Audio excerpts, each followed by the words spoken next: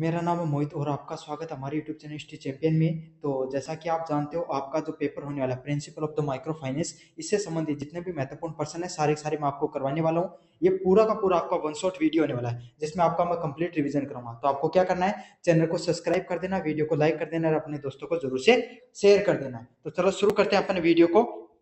अगर आप ये पीडीएफ डाउनलोड करना चाहते हो, टेलीग्राम चैनल पे लिंक दे रखा, वहां से जाकर आप डाउनलोड कर लेना, मिल जाएगी आपको।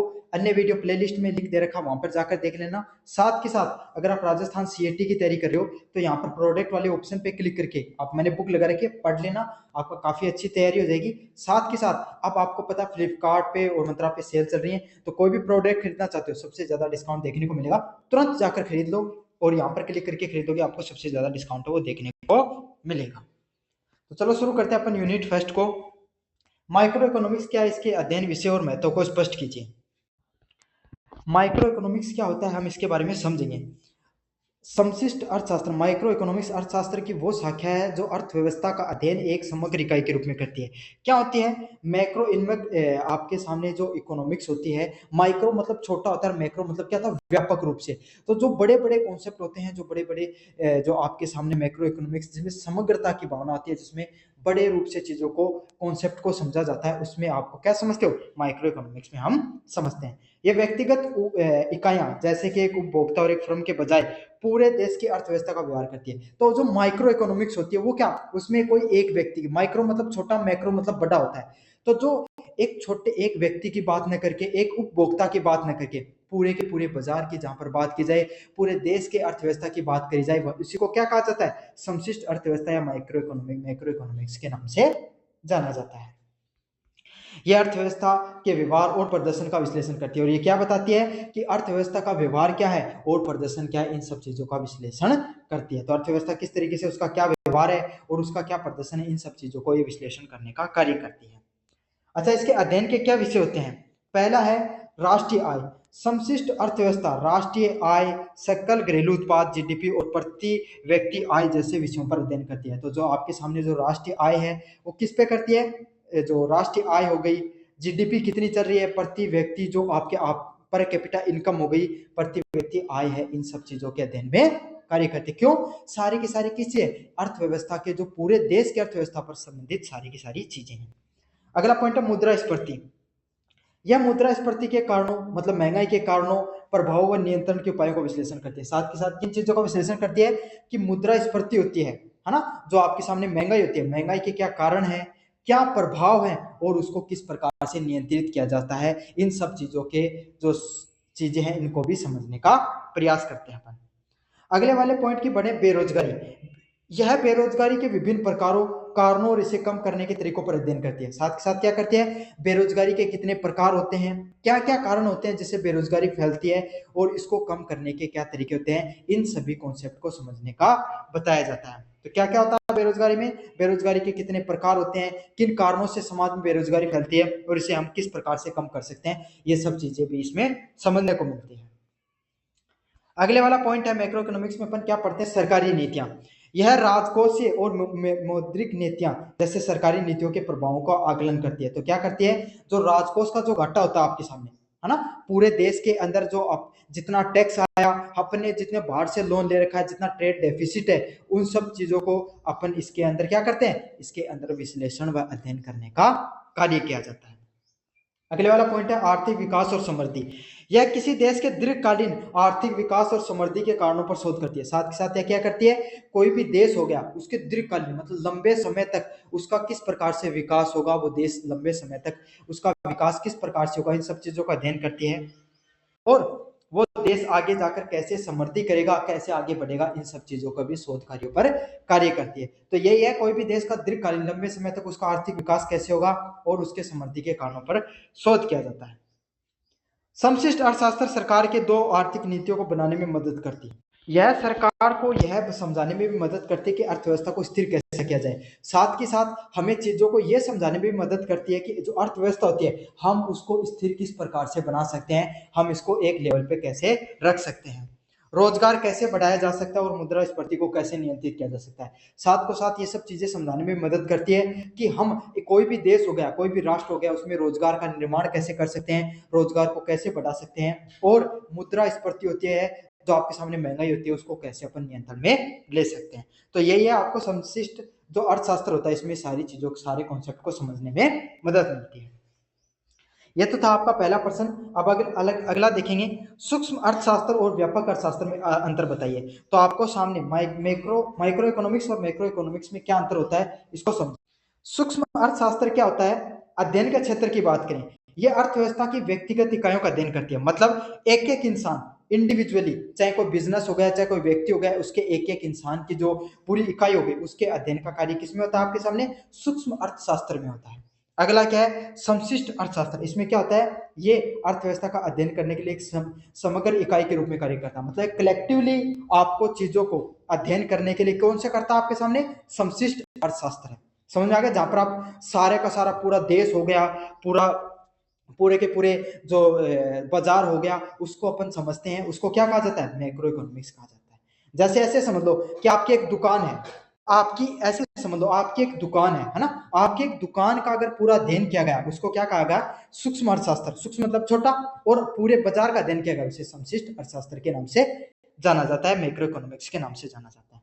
अध्ययन विषय की बात करें, एक उपभोक्ता एक फर्म एक बाजार के व्यवहार के रूप में देखता है। मतलब एक छोटा सा उपभोक्ता एक इंसान के बारे, एक फर्म के बारे में और एक बाजार के जो व्यवहार के बारे में पूरा अध्ययन किया जाता है, उसको क्या कहा जाता है? सूक्ष्म अर्थशास्त्र के बारे में कहा जाता है। समशिष्ट अर्थशास्त्र की बात करें, राष्ट्रीय आय, लोगों की आय, कुल कितना उत्पादन होता है और कुल रोजगार कितना पैदा हो रहा है। मतलब कोई भी देश है उस पर कितना आपने पूरे बाजार में क्या देखा कि पूरे बाजार में कितना टर्नओवर चल रहा है आजकल बाजार का, कितने लोग खरीदारी करते हैं, कुल कितना रोजगार पैदा हो रहा है, कितने लोग दुकानों पर काम करते हैं, कितने लोगों को ट्रांसपोर्ट के जरिए रोजगार मिल रहा है, कितने लोगों को दुकानें हैं उनकी, कितने लोगों को और अन्य तरीके से रोजगार मिल रहा है। तो जो संपूर्णता का जहां पर अध्ययन किया जाए उसको क्या कहा जाता है? समशिष्ट अर्थशास्त्र के नाम से जाना जाता है।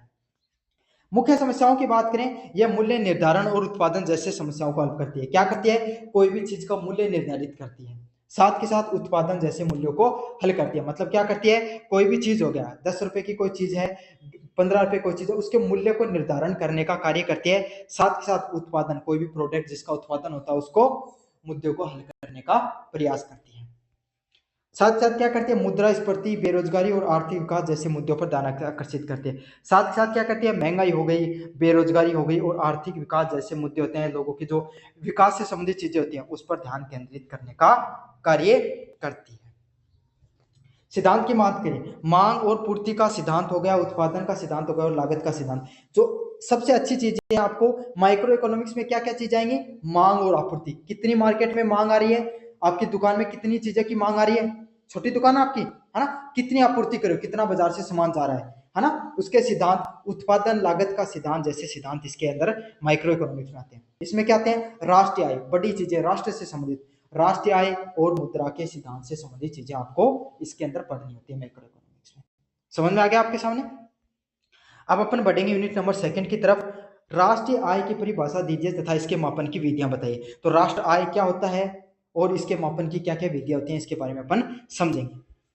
राष्ट्रीय आय किसी देश की अर्थव्यवस्था के कुल उत्पादन, आय और व्यय के माप होता है। तो राष्ट्रीय आय क्या होता है? कोई भी देश की कि अर्थव्यवस्था में कुल कितना उत्पादन हुआ, कितनी आपकी, जैसे एक दुकान से उदाहरण ले लो, तो उसमें कुल कितना उत्पादन हुआ, कितनी आय हुई और कितना उसमें खर्चा हो गया, सारी की सारी चीजें उसके अंदर अपन देखते हैं। उसी को क्या कहा जाता है? राष्ट्रीय आय के नाम से जाना जाता है।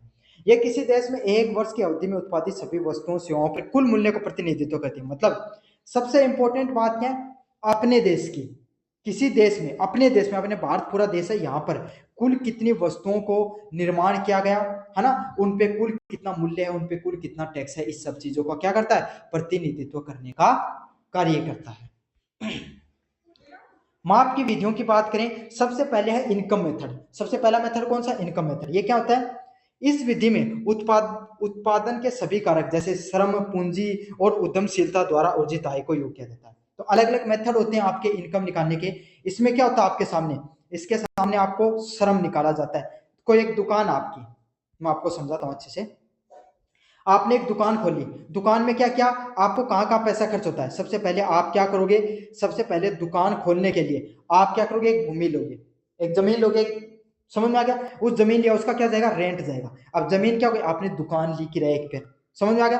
फिर आपने क्या किया, वहां पर कुछ पैसा इन्वेस्ट किया। भाई आप सामान भी तो डालोगे उस दुकान में, तो आपने वहां पर क्या कुछ पूंजी अपना कुछ इन्वेस्टमेंट किया। समझ में आ गया, इन्वेस्टमेंट मेथड को अच्छे से समझ लो। फिर आपने क्या किया, वहां पर एक व्यक्ति और रखा, तो वहां पर क्या लेबर कॉस्ट लगी। समझ में आ गया। और फिर क्या है, आपने कुछ अपना भी प्रॉफिट निकाला। क्या निकाला, अपना भी प्रॉफिट निकाला। तो ये जो सारे के सारे कॉन्सेप्ट हैं जो मैं आपको समझा रहा हूं, ये क्या कहलाता है आपके सामने, ये सारे के सारे इनकम मेथड के अंतर्गत आते हैं। अगला मेथड क्या होता है, एक्सपेंडिचर मेथड। इसमें क्या होता है आपके सामने, इस विधि में अर्थव्यवस्था में कुल व्यय का योग किया जाता है। मतलब एक्सपेंडिचर मेथड में क्या होता है, आपने कुल कितना खर्चा किया, इसमें उपभोग कितना आपने उपभोग किया, कितना खर्चा किया, कितना आपने इन्वेस्ट किया, कितना इन्वेस्टमेंट पे एक्सपेंडिचर हुआ, कितना सरकारी खर्च हुआ, और कितना शुद्ध निर्यात किया गया। समझ में आ गया आपको। इस तो सारे के सारे एक्सपेंडिचर आते हैं, मतलब कुल कितने खर्चे हुए आपको किसी चीज के उत्पादन में, उसको क्या कहा जाता है, वह विधि के नाम से जाना जाता है, एक्सपेंडिचर मेथड के नाम से जाना जाता है। अगला क्या, उत्पादक व मूल्य वर्धन विधि, product and the value methods. इस विधि में अर्थव्यवस्था के विभिन्न क्षेत्र, कृषि, उद्योग व सेवा से जुड़े हुए कुल मूल्य का योग किया जाता है। तो उत्पादन विधि में क्या किया जाता है, कृषि हो गई, उद्योग हो गए और सेवा हो गई, उससे जुड़े हुए कुल मूल्य का योग, मतलब कुल कितना खर्चा हो रहा है, इन सब चीजों को क्या किया जाता है, ध्यान में रखा जाता है।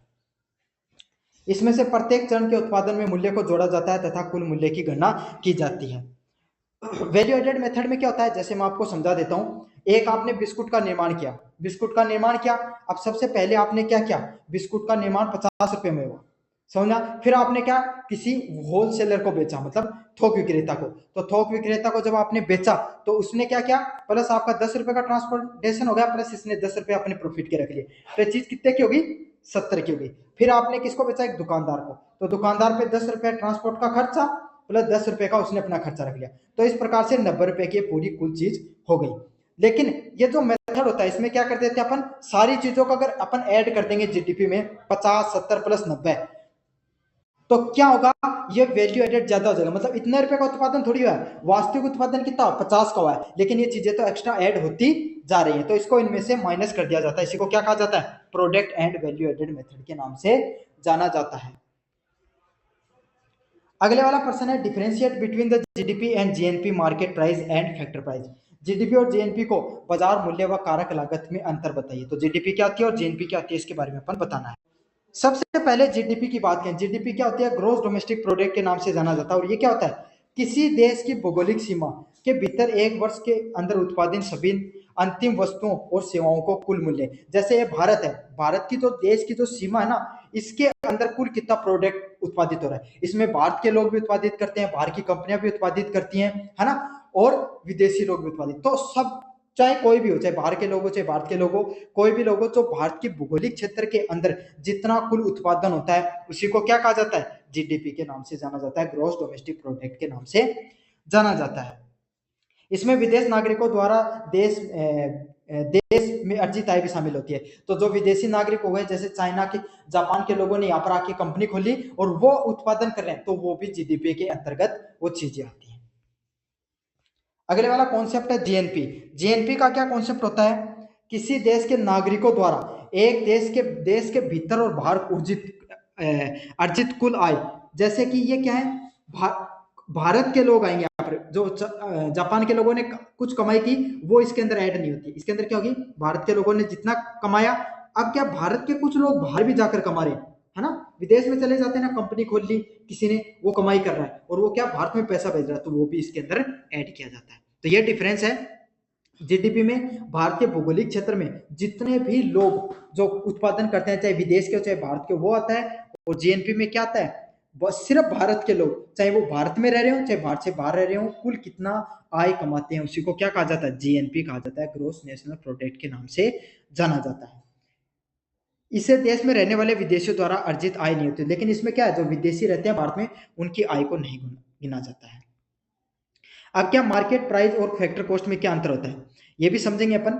बाजार मूल्य क्या होता है? ये वह कीमत होती है जिस पर वस्तुएं और सेवाओं को बाजार में बेचा जाता है। मतलब बाजार मूल्य को सीधा सीधा समझो कि आपके पास जो बिस्कुट आया वो कितने रुपए का आया? कुल 90 रुपए का आया। कितने रुपए का आया? 90 रुपए का आया, प्लस इस पे क्या 10 रुपए का टैक्स लग गया, तो कितने रुपए का हो गया? 100 रुपए का हो गया। तो अब आप बाजार में कोई चीज खरीदने के लिए चले गए दुकान पर और आपने बिस्कुट मांगा और उसने आपको कितने का दिया? 100 रुपए का दिया। तो वो क्या उसकी बाजार मूल्य है। समझ में आ गया? यह वह कीमत होती है जिसपे वस्तुओं और सेवाओं को बाजार में बेचा जाता है। मतलब बाजार में गए आप बिस्कुट खरीदने और 100 रुपए को आपको मिलता है। इसके उत्पादन की लागत, तो इसमें 50 रुपए किसका था? उत्पादन किया गया। इनडायरेक्ट टैक्सेज, तो 90 रुपए इसमें कुल लागत हो गई, 50 रुपए आपने इसके उत्पादन में लगाई, फिर 20 रुपए इसके ट्रांसपोर्ट पे खर्च हो गए, 20 रुपए का प्रॉफिट निकाला बीच में, और फिर कितना है? इनडायरेक्ट टैक्स, कुल इस पे 10 रुपए की जीएसटी वगैरह लग गई। तो ये सब चीजें क्या है? इसको बाजार मूल्य के नाम से कहा जाता है। और काफी बार क्या होती है? सरकार सब्सिडी भी दे दी जाती है, उसको घटा दिया जाता है इसमें से। समझ में आ गई? जैसे 100 रुपए का बिस्कुट था, सरकार ने क्या कर दिया? इस पे 10% का आपको डिस्काउंट दे दिया, सब्सिडी के रूप में आपके खाते में ऐड कर दिया, तो 90 रुपए का पड़ रहा है, तो ये इसको माइनस कर दिया, तो बाजार मूल्य कितने? 90 के। जैसे गैस सिलेंडर में सरकार करती है ना, 1000 रुपए का आता है, लेकिन उसको 500 रुपए की सब्सिडी दे देती है, तो 500 रुपए का आपका जो सिलेंडर मिलता है वो क्या है? आपका बाजार मूल्य उसका। समझ में आ गया? फैक्टर कॉस्ट क्या होता है? यह उत्पादन के कारक जैसे भूमि, श्रम, पूंजी, उद्यमशीलता को भुगतान की गई लागत है। इसमें अप्रत्यक्ष कर शामिल नहीं होते और सब्सिडी शामिल होती है। मतलब फैक्टर कॉस्ट क्या होगा? Total cost. मतलब जैसे अपन ने क्या 50 रुपए का बिस्कुट खरीदा था, प्लस 20 रुपए का ट्रांसपोर्ट, प्लस 20 रुपए का क्या है अपन ने इसमें क्या कर दिया? खर्चा कर दिया, तो प्रॉफिट निकाले। तो इस प्रकार से ये कितने का होगा? 90 रुपए का होगा। 10 रुपए टैक्स लगा था वो हटा दो, और इसमें सरकार ने क्या कर दिया? 10 रुपए की सब्सिडी दे दी। तो इसको हटाकर ये कुल कितने रुपए का बचा? 81 रुपए का हुआ। तो ये उसकी फैक्टर कॉस्ट है, फैक्ट्री कॉस्ट। फैक्ट्री में कोई चीज कितनी रुपए में उत्पादित हुई है उसी को क्या कहा जाता है? आपके सामने कारक लागत के नाम से जाना जाता है, फैक्टर कॉस्ट के नाम से जाना जाता है। समझ में आ गया आपको सामने? अगले वाला कॉन्सेप्ट आपके सामने, explain the concept of APC, MPC, APS and MPS with example. तो आपको सारे के सारे जो कॉन्सेप्ट इनको समझना है। पहला क्या है? Average prosperity to consume. ये क्या होती है? प्रोस्पेरिटी क्या होती है?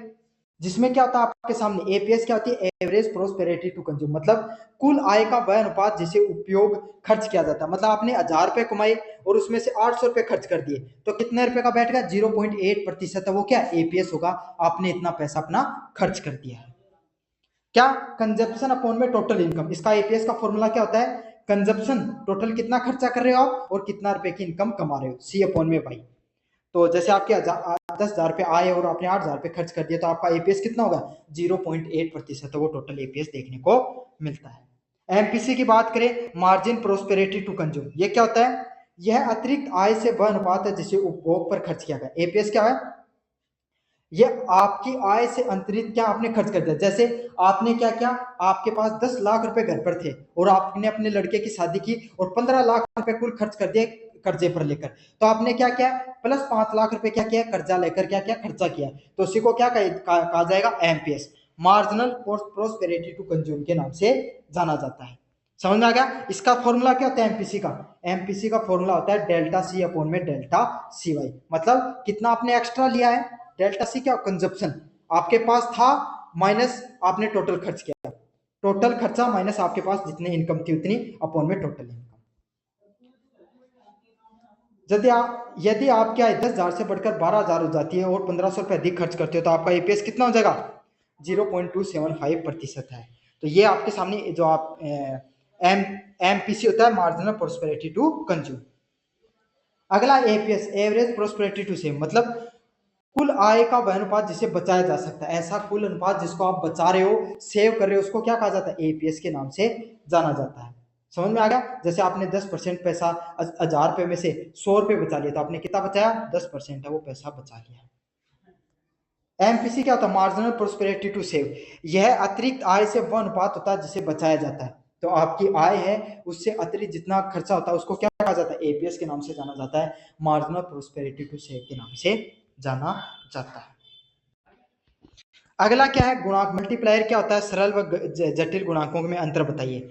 तो गुणांक एक ऐसा आर्थिक सिद्धांत होता है जो हमें बताता है कि जब अर्थव्यवस्था में निवेश या सरकारी खर्च में वृद्धि होती है, तो वृद्धि राष्ट्रीय आय से कई गुना वृद्धि करती है। तो क्या गुणक क्या बताता है हमें? मल्टीप्लायर क्या बताता है? जब अर्थव्यवस्था में निवेश या सरकारी खर्च में वृद्धि होती है, मतलब आप अर्थव्यवस्था में आप कोई चीज को पैसे को इन्वेस्ट कर रहे हो, सरकारी खर्चे में वृद्धि होती है, तो देश की जो अर्थव्यवस्था होती है उसमें भी कई गुना वृद्धि देखने को मिलती है। समझ में आ गया? इसका कारण यह होता है कि एक व्यक्ति खर्च दूसरे व्यक्ति का आय बन जाता है। जैसे कि मैं आपको एक बात बताऊं, सरकार ने आपको क्या किया, 10 रुपए सब्सिडी के रूप में दिए। आप क्या गए, आप भागकर दुकान पे गए और आपने कोई बिस्कुट खरीद लिया। अब क्या हुआ, आपके पास पैसा आया, लेकिन वो पैसा कहां पर चला गया, दुकानदार के पास पैसा चला गया। तो क्या हो गई, अर्थव्यवस्था तो बढ़ रही है ना। तो ऐसे ही किया जाता है, जब सरकार सब्सिडी देती है, सरकारी योजनाओं से पैसा ज्यादा देती है, टैक्स को कम कर दिए, तो क्या होती है, अर्थव्यवस्था फलती फूलती है। अगला सिंपल मल्टीप्लायर, ये क्या होता है, सरल गुणांकों का उपयोग एक बंद अर्थव्यवस्था में किया जाता है जहां सरकार विदेशी व्यापार शामिल नहीं करती है और ये केवल उपभोग पर निर्भर करता है। सरल गुणांक क्या होता है, जहां पर सरकार क्या करती है, विदेशी व्यापार को शामिल नहीं करती है, वो सिर्फ अपने हिसाब से चलाती है, उसके हिसाब क्या अपना हमारे देश में जो उत्पादन होगा उसी को मानती है। और ये किस पर निर्भर करता है, उपभोग पर, कितना आप चीजों को उत्पादन कर रहे हो, कितना उपभोग कर रहे हो, उसी पर निर्भर करता है। के का फॉर्मूला क्या होता है, 1 माइनस एमपीसी के माइनस से फॉर्मूला आता है। सरल गुणांक सिर्फ उपभोग पर ध्यान देते हैं और इसका मान अधिक होता है, और जो सरल गुणांक होता है इसमें उपभोग पर मतलब खर्च करने पर ज्यादा ध्यान दिया जाता है, इसलिए इसका क्या मान का आपको मान है वो अधिक देखने को मिलता है। अब कॉम्प्लेक्स मल्टीप्लायर की बात करें, जटिल गुणांक क्या होता है, खुली अर्थव्यवस्था के लिए किया जाता है। तो जटिल गुणांक उसका प्रयोग किसके लिए किया जाता है, एक खुली अर्थव्यवस्था देखने को मिलती है उसके लिए इसका उपयोग किया जाता है। जब सरकार के करों, आयों और अन्य कारकों को शामिल किया जाता है, और यहाँ पर क्या होती है, सरकार के द्वारा जो अलग अलग प्रकार के कर लगाए जाते हैं, आयात कर देखने को मिलता है, और अन्य कारकों पर ये चीजें डिपेंड करती हैं। अंतर की बात करें, जटिल गुणांकों में करों और आयात जैसे राष्ट्रीय आय में रिसाव लीकेज के रूप में कार्य करते हैं। तो इसमें क्या होते हैं, इसमें जो कर होते हैं और आयत जैसे जो आप कर रहे हो वो क्या इसके लीकेज के रूप में कार्य करते हैं। तो यह आपके सामने पूरा मल्टीप्लायर पढ़ा दिया मैंने, यूनिट 3 भी आपकी कंप्लीट रिवाइज करा दिया। अब अपन बात करेंगे यूनिट नंबर 4 की तरफ, fiscal and monetary policies. Fiscal policies क्या होती हैं और आपकी मॉनेटरी पॉलिसीज क्या होती हैं, इनके बारे में अपन अच्छे से देखेंगे। पहला है राजकोषीय नीति क्या होती है, सरकारी व्यय और काराधन पर प्रभाव चर्चा कीजिए। पहला राजकोषीय नीति, फिस्कल पॉलिसी, यह वह नीति होती है जिसके द्वारा सरकार अर्थव्यवस्था को प्रभावित करती है और सरकारी व्यय, गवर्नमेंट एक्सपेंडिचर और टैक्सेशन का उपयोग करती है। तो देखो दो प्रकार की नीति होती है, सबसे पहली होती है फिस्कल पॉलिसी। फिस्कल पॉलिसी क्या होती है, राजकोषीय नीति। राजकोष कौन संभालती है, सरकार। तो सरकार के द्वारा जितना टैक्स बढ़ेगा तो अपने पास कम पैसा होगा, जितना कम टैक्स होगा उतने ज्यादा हमारे पास पैसा होगा। समझ आएगा, सरकार जितना ज्यादा योजनाएं चलेगी, लोगों के पास पैसा देगी, तो इससे क्या होगा, और टैक्सेशन के उपयोग करती है जिससे लोगों के पास कितना पैसा आना चाहिए, कितना पैसा कम रहना चाहिए, उन सब चीजों का निर्धारण करती है। क्या प्रभाव देखने को मिलते हैं, सरकारी व्यय पर प्रभाव, जैसे सरकार सड़क बनाती है, पुल बनाती है, वह अन्य बुनियादी ढांचे पर खर्च करती है, तो ये अर्थव्यवस्था में मांग बढ़ाता है। तो सरकार अब सड़क बनाएगी तो लोग वहां पर काम करेंगे, पुल बनाएगी तो काम करेंगे। तो सरकार के द्वारा जितने ज्यादा खर्च बढ़ते हैं उससे ज्यादा क्या अर्थव्यवस्था में मांग बढ़ती है, और अर्थव्यवस्था में मांग बढ़ती है, भाई सीमेंट लगी है, बजरी लगती है, आपके सामने पूरा इंफ्रास्ट्रक्चर काम करता है, तो इससे क्या होता है, मांग बढ़ती है, और मांग बढ़ती है रोजगार बढ़ता है, और रोजगार बढ़ता है तो क्या जनता के पास वो पैसा देखने को मिलता है। इससे क्या होता है, लोगों के पास रोजगार आता है, लोगों की आय बढ़ती है। यह मंदी के दौरान अर्थव्यवस्था को गति देने का एक प्रभावी उपकरण है। तो सरकार क्या कर सकती है, सरकार जब मंदी चल रही हो बाजार में, जैसे इस समय चल रही है, तो सरकार क्या कर सकती है, अपने एक्सपेंडिचर बढ़ा सकती है, अपने खर्चे बढ़ा सकती है। इससे क्या होगा, एक तो देश का जो निर्माण है उसमें सहायक होगी, साथ के साथ लोगों को रोजगार मिल जाएगा और जनता के पास कुछ पैसा भी आ जाएगा। काराधन का क्या प्रभाव होता है, काराधन क्या होता है, करों में प्रभाव करना। जब सरकार कर बढ़ाती है तो लोगों के पास खर्च करने के लिए कम पैसा बचता है, तो सरकार क्या करती है, अब सरकार कर बढ़ाने लग जाए। जैसे बहुत दिन से अब चर्चा चल रही थी कि बहुत ज्यादा जीएसटी ली जा रही है, बहुत ज्यादा जीएसटी ली जा रही है, तो सरकार ने क्या कर दी, जीएसटी को कुछ प्रतिशत कम कर दिया। जीएसटी को सरकार ने क्या कर दिया, कुछ प्रतिशत कम कर दिया। अब जीएसटी ने कुछ प्रतिशत कम कर दिया, तो पहले जो चीज 10 लाख की आ रही थी अब वो 9 लाख की आ रही है, तो लोगों के पास क्या बच गया, 1 लाख रुपए बच गए। अब 1 लाख रुपए क्या करें, वो और कहीं पर खर्च करेंगे, इससे अर्थव्यवस्था को फायदा होता है। इसलिए सरकार के पास कम खर्च करने के लिए पैसा होता है, इससे मांग कम होती है और मुद्रास्फीति को नियंत्रित करने में मदद मिलती है। करों में कमी की बात करें, जब सरकार करों को टैक्स को कम करती है तो लोगों के पास पैसा अधिक बचता है, तो लोगों के पास क्या होगा, पैसा अधिक होगा और मांग बढ़ती है। समझ में आ गया आपको अच्छे से कॉन्सेप्ट। तो ये था आपका कंप्लीट का कंप्लीट पेपर जो होने वाला है principle of the micro finance. मैंने अच्छे से करा दिया है। चैनल को सब्सक्राइब कर देना, वीडियो को लाइक कर देना। धन्यवाद।